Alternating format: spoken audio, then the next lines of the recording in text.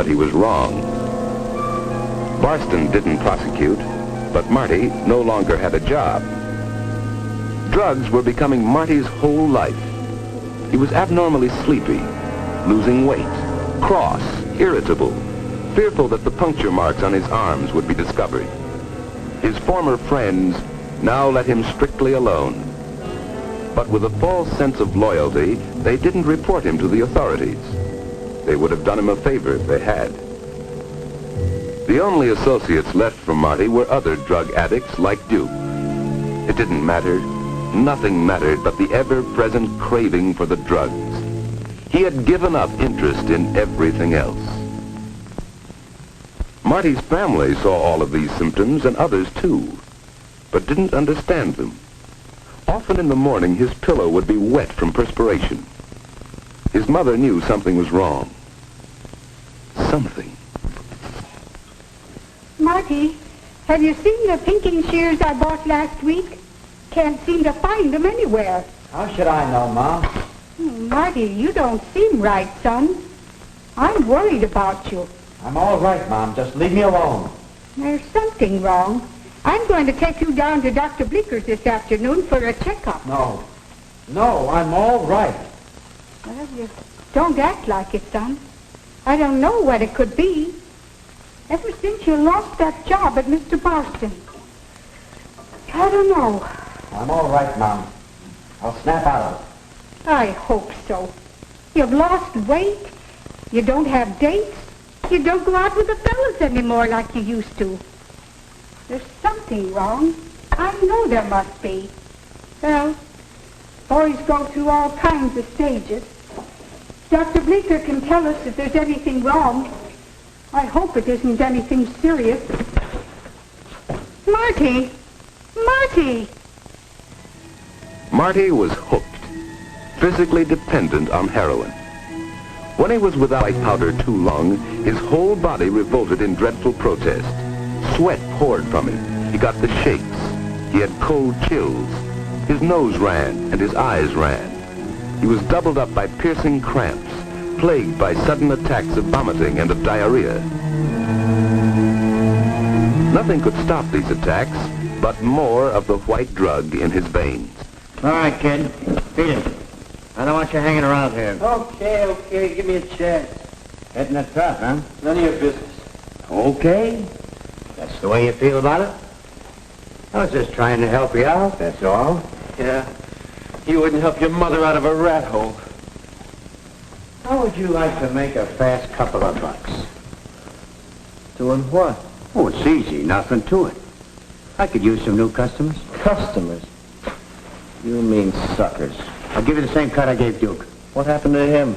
Oh, he's brought in everybody he knows. I gotta branch out. Well, I could use the dough at that. Fine. Shut him out on reefers. It's easier that way, and it's cheaper. Yeah, that's the way I started. You got him? Sure. For you, 2 bits apiece. Well, give me 2 for now. That's all the dough I got. Right now. So Marty went out to spread his contagion.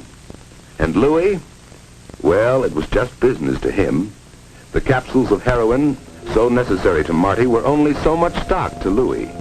That stock had reached him through a series of well-organized underworld transactions. Some months back, smuggled ashore in a box of fresh-caught fish, were a number of small tubes of pure heroin, 1 kilogram in all, a little more than 2 pounds. Originally bought for $1,000, it was resold after being smuggled into this country for $7,000. It was mixed with a similar-looking white powder, milk sugar, and sold again for $30,000. These were big business transactions possible only by organized criminal syndicates. Many believe such syndicates, in a cold-blooded scheme to create a market for their drugs, are directly responsible for the sudden growth of drug addiction among young people. By the time Louis Legty got it, the heroin had been cut many times, passed through many hands. He cut it again and put it up in capsules. There was less than 3% heroin in those capsules. The underworld made more than $250,000 on the original $1,000 investment. Big stakes. worth taking a few chances for, especially when Pusher Louie would take the rap. But even Louie wasn't taking much of a chance. He had junkies, dope addicts, working for him, like Marty Demelon.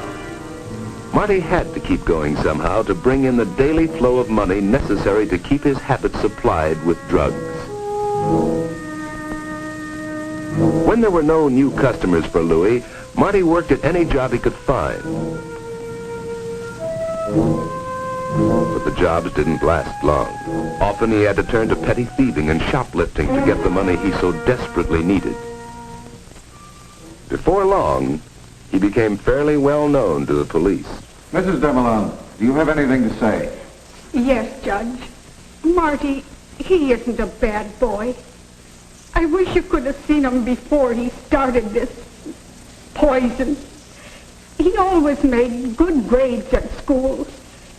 He was doing so well at Mr. Barston's grocery. Judge, he's a good boy. I understand. Demelon, I believe you acquired the drug habit through ignorance. If you knew then what you know now, you probably never would have touched that first marijuana cigarette. Well, there's no way of undoing it now. I'm going to sentence you to 1 year in the municipal jail. However, I'll suspend sentence if you're willing to be committed to a hospital for the treatment of drug addicts and stay there until medically discharged. You mean to try to kick the habit? That's right. They know how to get you over the physical dependence with the least amount of withdrawal sickness. Do you agree?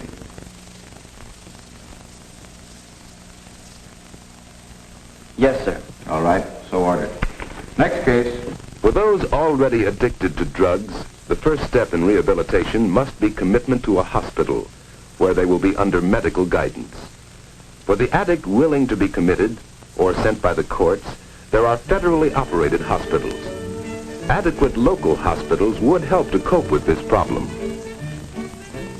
The treatment itself lasts for months, but withdrawing the drug, the major problem is helping the addict achieve a workable psychological adjustment to life, a life which doesn't include drugs. It's a difficult procedure. No hospital, no doctor can be sure of success in trying to change long-time attitudes. Back in his old haunts, the former addict still finds himself shunned by all but the addicts and peddlers who were his associates before. For effective treatment, there must be a long-term, community-wide program to help the former addict and his family make an adjustment. Beat it, Duke. I want no part of you. Don't be a square. What's it getting you? I don't know yet, Duke. I took plenty to kick the habit. It's my chance, and I'm taking it. Chance? You ain't got no chance. You're just a junkie to everybody around here. I know. But they helped me get a job in here. And they went to see Ma. And the doc says that if Doc says? What does he know? Listen, I'm telling you. No, cut it.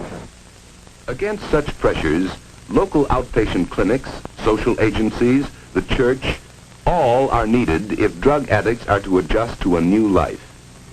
Without intensive effort by all community forces, very few drug addicts can ever expect to return to a normal, useful life in society. It is important in the overall problem of drug addiction to do everything possible to stop the sale of the drugs. One step would be to increase the staff of enforcement agencies, not only federal, but state and municipal agencies too. Criminal syndicates might give up drug traffic entirely if nationwide laws provided for stringent penalties to counteract the tremendous profits, and if these laws were energetically enforced. Certainly such laws would restrict the actions of non-addict peddlers like Louie Legte and make it harder for him to reach his victims. Basic to everything else is a wider knowledge, especially among young people, of the grave danger involved in any kind of experimentation with drugs.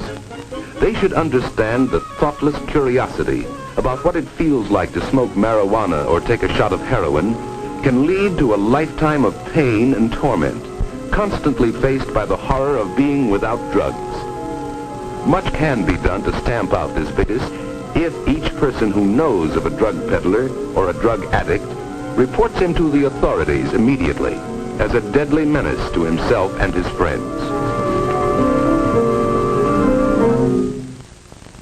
For For every person must take some of the responsibility for preventing the growth of drug addiction. He must face the possibility that he himself may be a potential drug addict. Only by avoiding these drugs completely can he be sure that he will remain forever safe from a vicious habit which enslaves not only one's body, but the soul as well.